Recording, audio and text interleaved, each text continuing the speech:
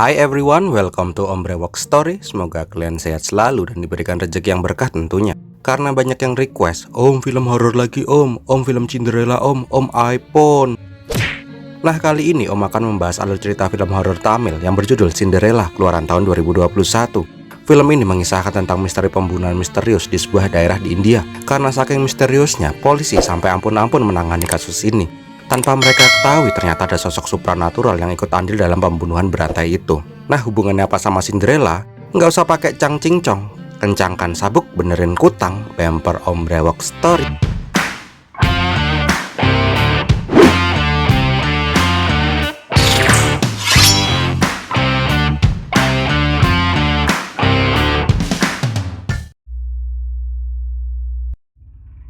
Awal kisah diperlihatkan seorang om-om berkumis yang lagi di tengah hutan, maghrib-maghrib. Nah pas mau pergi, dia melihat bercak darah yang tiba-tiba muncul di kaca mobilnya. Jelas saja om kumis itu atut dong, dan dia langsung pengen kabur. Tetapi tiba-tiba mobilnya malah ngeden gak bisa bergerak. Karena atut, om kumis itu langsung kabur dengan berlari. Nah di tengah hutan, dia melihat ada seorang cewek yang lagi nina boboin anaknya di bawah pohon. Dan om gak kaget. Tak lama diperlihatkan om kumis yang tadi udah bobok manis dan kepalanya tiba-tiba dicopot begitu aja sama sosok cewek yang pakai make up tebel banget. Biasanya sih cewek yang pakai make up tebel kayak gini nih punya 3 warna kulit, muka putih, leher coklat, kaki hitam. Tak lama setelah kejadian itu terlihat polisi yang sudah sampai di TKP. Di sini terlihat para polisi lokal yang malah ngobrol. Mereka malah saling curhat. Wah kalau ada kasus pembunuhan sadis kayak gini, biasanya Inspektur Takur bakalan dateng nih. Dia tuh polisi tapi lebih sadis daripada psikopat. Tiap dia menangani kasus, pasti tersangkanya masuk rumah sakit. Nggak lama inspektur yang dimaksud datang ke TKP. Polisi merasa kesusahan mengidentifikasi korban karena kepalanya hilang entah kemana. Melihat kondisi korban di TKP, Takur langsung berkeliling untuk mencari bukti. Tak lama dia melihat sebuah bangunan di tengah hutan. Nggak pakai lama, dia memerintahkan anak buahnya untuk menggeledah bangunan itu. Tanpa surat perintah penggeledahan, para polisi langsung masuk dengan membawa guguk pelacak. Nah di salah satu kamar terlihat ada mbak-mbak yang sedang bobok siang. Tanpa babi ibu, Takur langsung membangunkannya dan menyeretnya ke gudang. Mbak Akira jelas saja bingung, tiba-tiba dia digelandang kayak gitu. Mana nyawanya belum ngumpul lagi tadi habis bangun bobok. Nah di sini baru kita paham betapa psikopatnya Takur. Dia langsung menuduh Akira lah yang membunuh orang di hutan. Gak cuma nuduh, dia juga nyekek Mbak Akira yang cantik ini. Kasian. Untungnya dia dihentikan oleh anak buahnya. Gak lama Akira dibawa ke pengadilan. Di sini hakim merasa kesal sendiri sama Takur karena kebiasaannya selalu membawa terduga langsung ke pengadilan tanpa nyari bukti terlebih dahulu. Di sini hakim menanyakan, bagaimana seorang cewek muda bisa melakukan pembunuhan sesadis itu? Takur mengatakan bahwa di dekat TKP cuma ada villa itu dan anjing pelacak juga mengarah ke Akira. Dan pokoknya itu udah jadi cukup bukti lah kalau Akira itu pembunuhnya. Duh, polisi macam apa ini? Kalau semua polisi kayak Takur bisa hancur dunia ini. Nah di sini hakim yang udah paham benar sama tabiat Takur sebenarnya nggak mau ngelanjutin kasus ini karena kurangnya bukti. Tetapi kalau dibebasin pasti Takur ngamuk dan malah gebukin terduga. Jadi di sini hakim memberikan wewenang kepolisian untuk melakukan interogasi selama 1 hari kepada Akira. Tetapi dengan syarat yang menginterogasi harus wanita dan didampingin oleh psikolog. Soalnya kalau Takur yang interogasi bisa babak belur si Akira. Tak lama terlihat Akira di ruangan interogasi. Beberapa saat kemudian datang 2 orang wanita yang menginterogasi Akira. Bangke, emang sih yang interogasi itu wanita, tapi bentukannya kok kayak gardu listrik ya. Yakin om kasihan banget sama Akira. Gak lama, emak-emak keker itu langsung nabokin Akira agar Akira ngaku. Gak cuma ditabokin, tapi juga dicubit dan dicekek. Bahkan gak ngotaknya, mereka juga pakai gergaji mesin. Gila ini mah. Nah karena udah keterlaluan, psikolog mengatakan untuk menghentikan interogasi nggak ngotak ini. Dia mengatakan dari mimik wajah dan perilaku Akira, psikolog berani menjamin bahwa Akira tidak bersalah. Bahkan dia tidak bisa menemukan motif kenapa Akira harus sampai membunuh pria di hutan. Nah karena psikolog bilang begitu, tak lama Takur membawa Akira ke sebuah bukit. Dia berpikir daripada dilepasin begitu aja, Takur berniat kembali menginterogasinya dengan caranya. Lah kok Yuk kita flashback beberapa hari sebelumnya. Diperlihatkan Akira merupakan gadis kota yang bekerja sebagai sound designer. Dia bekerja bersama teman-temannya, Bob, Michael, Arthur, dan Laluna. Kok nama-nama orang Tamil keren-keren ya? Pas lagi pada kongko bareng, tiba-tiba ayah Akira datang. Ternyata ayah Akira juga merupakan sound designer profesional yang biasanya bekerja untuk pembuatan film-film Hollywood. Di sini ayahnya mengatakan bahwa besok akan pergi ke hutan untuk menemukan suara burung langka untuk keperluan pembuatan film Hollywood. Tetapi pada saat perjalanan, ayahnya malah kecelakaan sehingga kakinya patah. Nah, karena ini proyek harus segera diselesaikan, Akira akhirnya berinisiatif untuk menggantikan ayahnya merekam suara burung langka itu.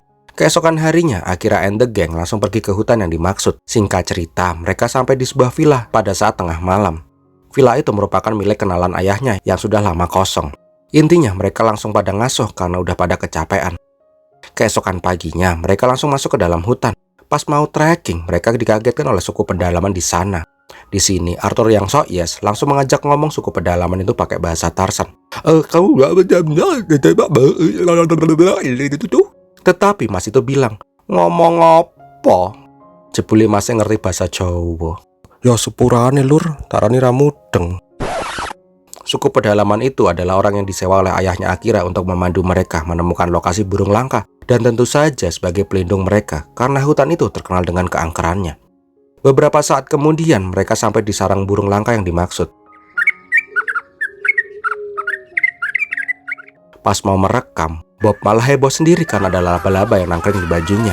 Ya jelas aja, burung itu langsung kabur. Mau nggak mau, mereka harus tinggal lebih lama di hutan untuk merekam burung itu keesokan harinya. Malam harinya, di ruangan tengah, terlihat Akira yang sedang membuat aransemen musik. Tetapi tiba-tiba terdengar suara sayap-sayap lagu di sana. Karena penasaran, Akira mencoba mengecek sumber suara. Tetapi anehnya, semua orang udah pada tepar.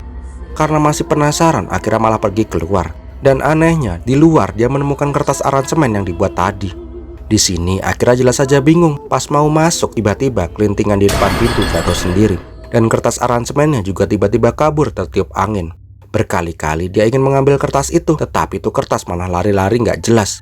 Sampai itu kertas nyangkut di patung jalangkung di depan villa. Pas mau ngambil kertas itu, tiba-tiba tubuhnya seperti ada yang megang dan merasukinya. Untungnya pas lagi atut-atutnya, Luna keluar untuk memanggil Akira.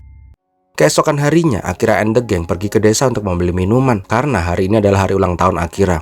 Pada saat para cowok pergi beli ciu, Akira sama Luna malah digodain Akamshi yang lagi kolong. Hei cewek, temenin gua dong, nanti gua beliin congyang, kita happy-happy.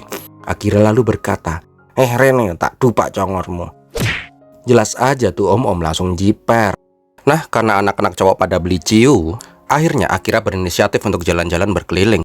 Tak lama dia sampai di sebuah toko antik. Niatnya sih cuma lihat-lihat doang, tetapi nggak sengaja dia melihat gaun pesta yang sangat indah. Di sini Akira berniat membeli gaun itu, tetapi penjaga toko mengatakan bahwa gaun itu sudah dibeli oleh orang lain dan tinggal menunggu diambil aja. Tetapi Akira yang entah kenapa tiba-tiba kesengsem banget sama gaun itu, mengatakan akan membelinya berapapun harganya.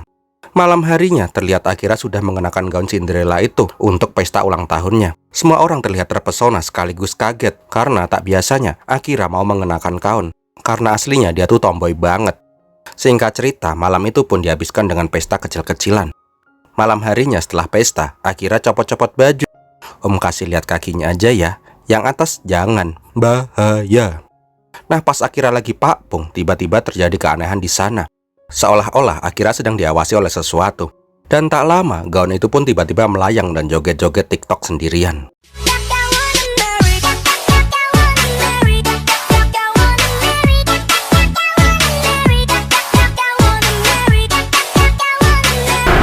Keesokan harinya, Akira and the gang kembali ke dalam hutan. Tetapi kali ini mereka harus gigit jari karena burung langka yang dicari tidak kunjung keluar. Sehingga mereka harus kembali tinggal lebih lama di villa itu. Malam harinya, anak-anak cowok pada gabut. Akhirnya mereka sepakat untuk pergi ke kota. Mereka berniat mencari cabai-cabean dan genjos di kota. Nah, pas mau cabut, Luna memergokin mereka. Di sini para cowok beralasan mereka mau beli cabai sama daun singkong karena lapar. Nah, karena Luna juga lapar, dia malah jadi pengen ikut. Awalnya para cowok nggak mau ngajak Luna, tetapi karena terus dipaksa, akhirnya para cowok nggak punya pilihan lain. Sedangkan Akira yang lagi mendem memilih tinggal di villa aja. Di tempat lain diperlihatkan mbak-mbak cantik dan tante gemes yang lagi di panti pijat. Setelah puas pijetan, mereka berdua pulang ke rumah. Tetapi tanpa mereka sadari, ternyata ada yang membuntutin mereka menggunakan motor. Nah nggak sengaja juga, pas lagi mau beli genjos, Arthur dan yang lain melihat Akira yang lagi naik motor sambil mengenakan gaun Cinderella. Jelas aja melihat itu, Arthur and the gang langsung mengikuti Akira yang malam-malam ngelayap pakai baju gombrong-gombrong kayak gitu. Tetapi di tengah persimpangan, mereka hampir aja kehilangan jejak. Tak lama mereka menemukan motor yang tadi digunakan oleh Akira, tetapi orangnya udah nggak ada, emboh hilang nendi. Singkat cerita, Mbak Cantik dan mamanya udah sampai di rumah. Di sini Ramya yang habis kehujanan langsung berniat ganti baju dan ngeringin rambut. Tetapi terjadi keanehan, tiba-tiba lampu di rumah itu padam. Ketika hendak menelpon emaknya, tanpa disadari baju Cinderella yang sebelumnya sudah berada di kamarnya. Nah, karena ngerasa ada yang sedang mengawasi, Ramya mencoba mengeceknya. Tapi alangkah kagetnya dia ketika pintu di kamar tiba-tiba tertutup. Dan lah opo kui, ada sosok cewek yang berdiri di sana dan tiba-tiba hilang. Gak cuman itu, tiba-tiba muncul sosok putih yang lagi hujan-hujanan di luar jendela. Jelas saja merasa melihat Momo, Ramya langsung bilang ke emaknya. Tetapi pas emaknya datang, dia nggak menemukan keanehan apapun. Keesokan harinya, teman-teman Akira menanyakan, kemarin kemana aja pakai motor sambil pakai gaun pesta. Tetapi Akira malah bingung, karena semalam dia udah tebar di villa dan nggak ngerasa sama sekali keluar dari rumah. Di sini teman-temannya mulai merasa aneh dan mulai tidak nyaman. Mereka akhirnya memutuskan untuk pergi dari villa dan hutan angker itu. Tetapi Akira tetap nggak mau pergi sebelum pekerjaan mereka selesai. Dan kita kembali ke masa kini. Terlihat Akira yang shock karena tadi hampir aja ditembak. Tetapi emang dia merasa nggak pernah membunuh kok, masa disuruh ngaku. Di tempat lain, Bob dan Arthur datang ke kantor polisi karena mendengar Akira ditahan. Tapi polisi mengatakan untuk pergi saja, daripada dipelakoto sama Takur. Malam harinya kita kembali diperlihatkan Mbak Cantik Ramya. Pas lagi asik-asiknya browsing, emaknya datang untuk mengajaknya untuk makan malam. Tetapi Ramya yang lagi asik bilang, Ntar mak, aku nyusul. Tak lama ada suara gedoran pintu. Merasa itu emaknya, Ramya membuka pintu sambil marah-marah. Tetapi pas dibuka, ternyata nggak ada siapa-siapa di sana. Nggak cuman sekali, hal itu pun terjadi berkali-kali. Nah, pas yang kesekian kalinya, Ramya mulai merasa ngeri. Sekali lagi dia membuka pintu kamarnya. Bangke nih film, bikin kaget mulu. Ternyata yang dari tadi iseng adalah temannya Ramya yang bernama Jesse. Di dalam, Ramya curhat kalau akhir-akhir ini dia sering mengalami hal-hal gaib di sekitarnya. Jesse mengatakan, dah santai aja, mungkin kamu lelah, butuh aqua. Nah, pas Ramya mengajak ngobrol Jesse, si Jesse malah diam-diam baik. Kamrat banget. Bikin bulu kuduk berdiri aja maksudnya. Nah, melihat kuntilanak di kamar, jelas saja Ramya langsung ngacir dong ke kamar emaknya. Tetapi emaknya nggak bisa denger karena dia lagi pakai headphone. Karena udah atut parah, akhirnya Ramya mengambil stik besi.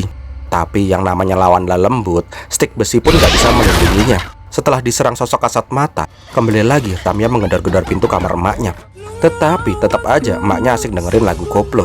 Karena bingung, Ramya mencoba melempar apapun di depannya ke arah sosok serem itu.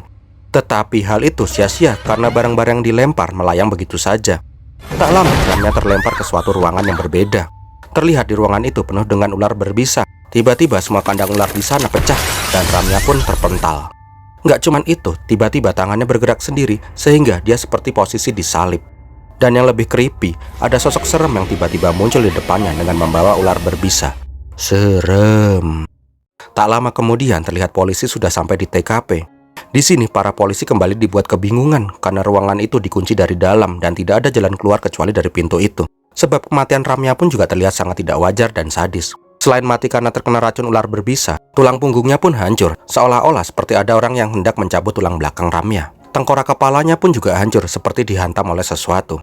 Duh, kasihan Mbak, cantik-cantik kok harus mati kayak gitu.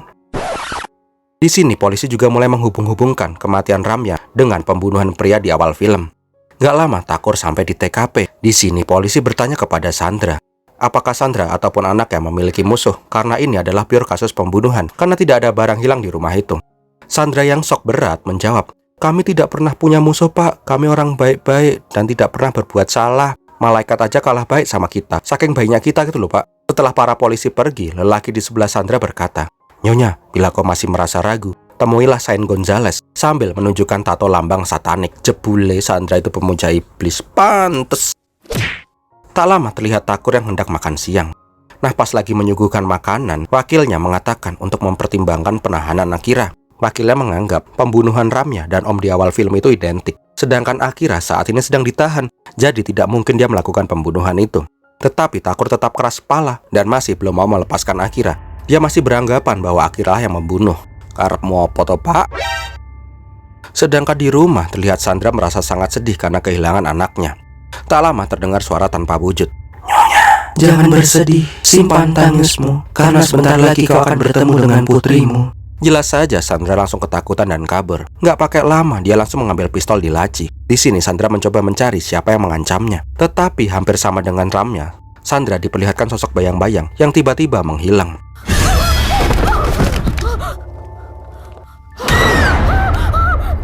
Berkali-kali dia di jumpscare sama sosok serem itu. Karena atut, Sandra langsung mengambil rosarionya. Nah gini ini nih, pas lagi seneng jadi pemuja setan, pas lagi takut inget Tuhan. Tetapi tiba-tiba Sandra dibekap dari belakang oleh seorang pria. Pria itu juga langsung mencoba menikam Sandra dengan cutter. Pria itu terus berkata, "Aku akan membunuhmu seperti yang kau lakukan kepada putriku." Untungnya tak lama polisi datang dan menangkap pria itu. Singkat cerita, pria itu langsung digelandang ke kantor polisi. Pada saat diinterogasi, pria itu berkata, "Aku akan membunuh wanita iblis itu sebagai pembalasan dendam anakku." Karena ditemukan tersangka baru, akhirnya dibebaskan karena tidak cukup bukti. Di saat yang sama, Sandra datang ke kantor polisi. Tak sengaja, Akira bertabrakan dengan Sandra. Tetapi ketika melihat Akira, Sandra langsung terlihat pucat dan dia mengingat sosok yang mirip dengan Akira. Akhirnya kita dibawa flashback ke masa lalu. Diperlihatkan seorang cewek desa yang mirip dengan Akira. Di tempat yang berbeda, terlihat Sandra dan Ramya yang sedang berada di kandang ular. Ternyata bisnis keluarga Sandra adalah penyelundup hewan-hewan langka. Salah satunya adalah ular Black Mamba, ular paling beracun di dunia. Setelah selesai transaksi, terlihat Ramya sedang main pingpong dengan Jessie. Tak lama terlihat Tusi menghidangkan minuman. Ternyata Tusi adalah pelayan di rumah Sandra. Diperlihatkan juga sikap Ramya yang selalu merendahkan Tusi. Di sini kita diceritakan bahwa Tusi sudah bekerja di keluarga Sandra dari kecil. Ayahnya adalah seorang pemabuk yang selalu melakukan KDRT kepada dirinya dan ibunya. Suatu hari ibunya meninggal karena tidak kuat menerima siksaan dari ayahnya. Karena ayahnya yang pengangguran kelas berat, akhirnya Tusi dijual kepada keluarga Sandra untuk membeli miras. Semenjak saat itu, Tusi bekerja sebagai pelayan di rumah Sandra. Suatu hari terlihat Tusi yang sedang bersih-bersih. Di sana juga terlihat Ramya yang lagi main PUBG. Di sini terlihat Ramya yang sangat menyebalkan. Ketika Tusi hendak membersihkan meja, Ramya nggak mau menyingkirkan kakinya, sehingga Tusi harus mengangkat kakinya Ramya. Di sana ternyata Ramya juga sedang menonton film Cinderella. Karena kaget melihat adegan di film, tak sengaja Tusi menjatuhkan kaki Ramya ke ember. Jelas aja, tuh cewek manja langsung ngamuk sama Tusi. "Om tarik deh kata-kata tadi om. Ternyata cantik kalau nggak ngotak kayak gitu, hilang kesan cantiknya ya." Beberapa saat kemudian terlihat Tusi yang pulang berbelanja. Di tengah jalan dia melihat sebuah gaun Cinderella yang sangat indah. Ketika hendak melihat lebih dekat, Tusi malah langsung diusir sama satpam. "Mesakemen mbak." Di tempat yang berbeda, terlihat Ramya yang sedang di studio dance. Di sini diperlihatkan seorang cowok bule yang bernama Robin. Terlihat juga dari cara memandangnya, Ramya kayaknya naksir sama nih Robin. Sore harinya, terlihat Tusi sudah sampai di rumah. Nah, karena gabut dan di rumah lagi sepi, Tusi malah joget-joget di ruang tamu. Nah, tanpa sadar, ternyata tariannya sedang diamati oleh Robin yang tadi mengantar pulang Ramya. Melihat keahlian menari Tusi, Robin langsung terkagum-kagum. Keesokan harinya, kembali lagi Tusi datang ke toko baju yang kemarin. Tetapi tetap aja dia langsung diusir sama satpam karena dia dikira nggak bakal mampu membeli gaun itu. Nah, pas ribut-ribut di luar, pemilik toko datang dan menenangkan satpam buas itu.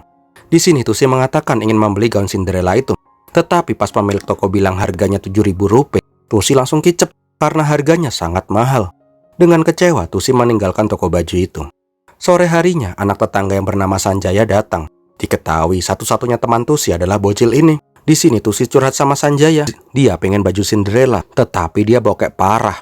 Nah, nggak pakai lama, Sanjaya langsung memfoto Tusi dan ngasih filter Cinderella. Melihat itu, Tusi terlihat girang banget. Melihat fotonya yang cantik banget pada saat menggunakan gaun itu, Tusi semakin terobsesi dengan gaun Cinderella. Akhirnya, setiap waktu luangnya, Tusi bekerja serabutan demi bisa menabung. Dan setiap pulang gawe, dia pasti mampir ke toko baju untuk melihat-lihat baju impiannya. Tetapi tetap aja sih diusir-usir juga sama tuh sapan beringas. Sampai akhirnya uangnya terkumpul 1.000 rupiah. Di sini Tusi bingung karena untuk sampai 7.000 rupiah masih akan sangat lama. Dan dia juga tidak yakin bila pada saat uangnya cukup, gaun itu masih belum terjual. Di sini Sanjaya akhirnya memberikan saran. Dia membawa ke tukang jahit kenalannya di kota. Pada saat melihat Tusi, guru langsung nepsong karena melihat cewek cakep di tokonya. Di sini Tusi dan Sanjaya berniat membuat gaun aja, siapa tahu harganya lebih murah. Jelas aja melihat Tusi, guru langsung setuju membuatkan gaun.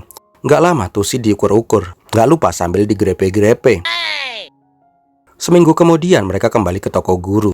Di sini Tusi terlihat sangat bahagia karena gaunnya telah jadi. Tetapi pas di kamar Tusi terlihat malu-malu. Ternyata gaun yang dibuat oleh guru merupakan gaun dengan style mini. Jelas saja Tusi malu-malu karena nggak biasa pakai rok mini kayak gitu.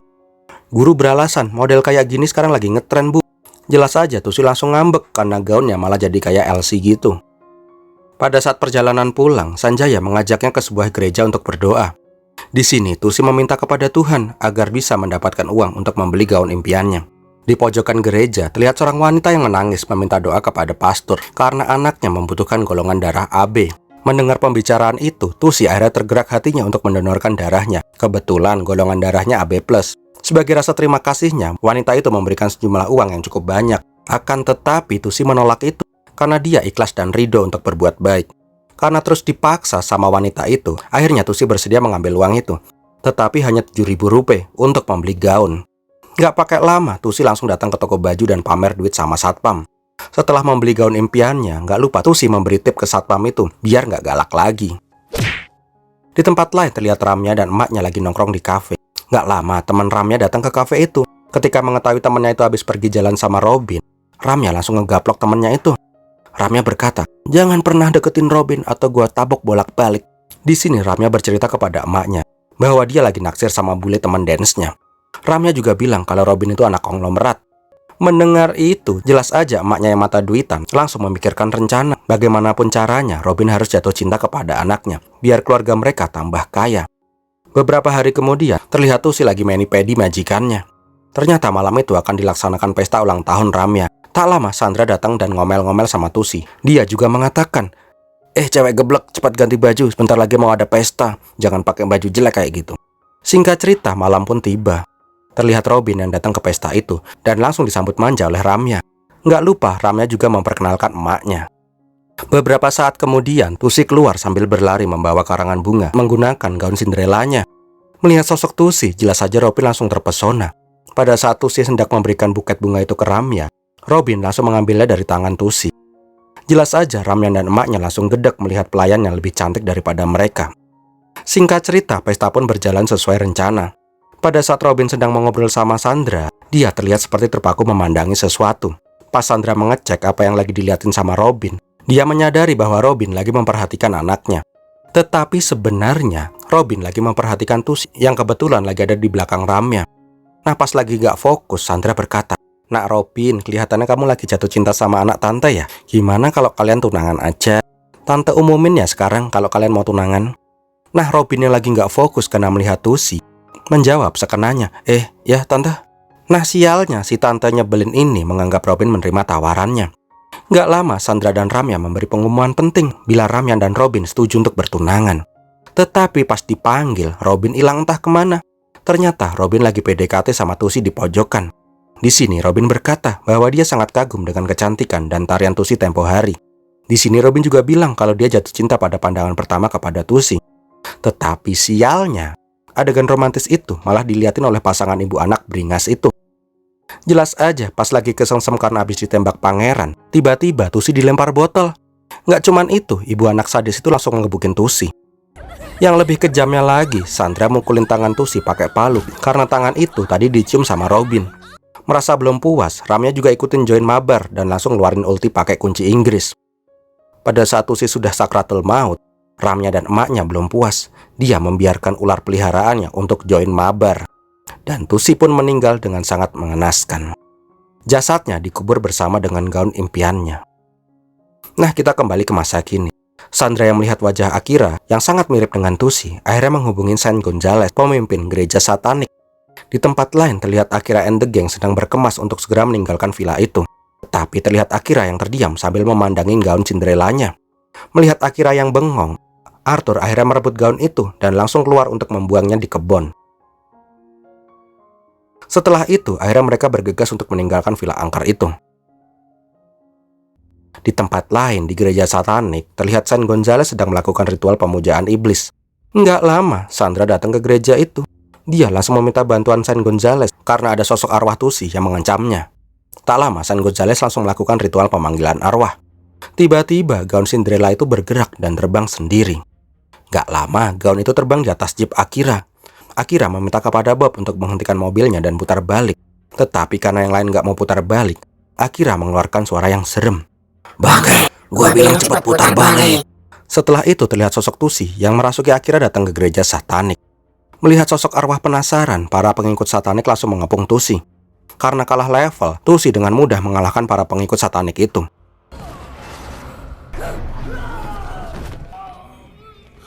Nggak cuman itu, dia pun membuat Sandra terpental.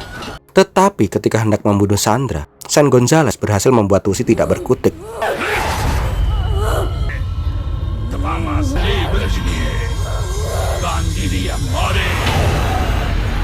Tak lama terlihat Sen Gonzales hendak melakukan ritual pengiriman arwah ke neraka. Di sini Sandra terlihat girang karena arwah yang membunuh anaknya akan segera entet. Tetapi pada saat hendak ditikam pedang, gerakan Sen Gonzales tiba-tiba terhenti. Dan sosok arwah Tusi berubah menjadi sosok wanita lain dan tiba-tiba menghilang. Iki sopo meneh, wah jan film iki. Akhirnya kita flashback ke masa lalu Mbak Hantu makeup tebal satu ini. Diperlihatkan bahwa Yayu merupakan seorang poluan yang menyelidiki penyelundupan keluarga Sandra. Karena merasa tidak akan bisa menangkap Sandra dan komplotannya seorang diri, Yayu menghubungi John, suaminya, yang mana juga seorang polisi. Di sini John meminta Yayu untuk segera pergi dari sana karena tidak mungkin menangkap Sandra sendirian. Tetapi karena ini peluang besar untuk menangkap Sandra, Yayu berinisiatif masuk sendirian ke dalam dan hendak menangkap Sandra. Dengan hamil besar, Yayu mencoba menghadapi Sandra. Tetapi pada saat sudah terdesak, John datang untuk membantunya. Nah di sini alangkah kagetnya Om dan Yayu ketika John dengan sengaja menikam perut Yayu yang lagi mengandung anaknya. Ternyata John itu merupakan antek dari Sandra. Dengan teganya, John juga nendangin perut Yayu yang lagi hamil gede. Nah ternyata Yayu itu adalah anak dari bapak-bapak yang kemarin hendak membunuh Sandra dengan cutter. Dan John itu adalah mas-mas yang kepalanya potol di awal film. Ceritanya Yayu balas dendam gitu loh. Nah karena udah flashback, kita kembali mabar. Terlihat saat ini, Yayu dan Tusi ngegeng Sen Gonzales sampai babak belur. Nah setelah menghajar Gonzales, sekarang giliran Sandra, yang mana merupakan biang masalah dari semua masalah ini. Akhirnya, Yayu dan Tusi membunuh Sandra dan Gonzales dengan menusukkan pisau ke mulut dan ke punggung mereka. Dan akhirnya, filmnya pun berakhir.